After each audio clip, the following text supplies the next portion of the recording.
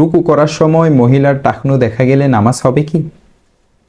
নামাজ শুদ্ধ হওয়ার অন্যতম শর্ত হচ্ছে সতর ঢেকে নামাজ আদায় করা, সেটি পুরুষের ক্ষেত্রে হোক অথবা নারীর ক্ষেত্রে হোক।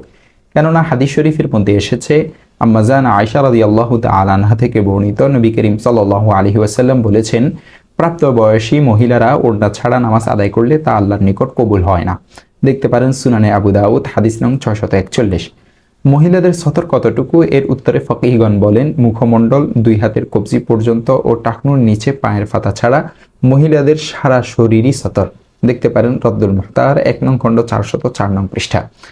তাই নামাজের সময় মহিলাদের পায়ের টাকনু খোলা রাখা হারাম। তবে নামাজের সময় যদি পায়ের গোড়ালি খুলে যায় তাহলেও মাকরুহের সাথে নামাজ আদায় হয়ে যাবে, কেননা পায়ের টাকনু পায়ের নলার সাথে সংযুক্ত এবং গোড়ালি 1/4 কম। তাই শুধুমাত্র টাকনু খোলা থাকার কারণে নামাজ নষ্ট হবে না, বরং মাকরুহের সাথে আদায় হবে।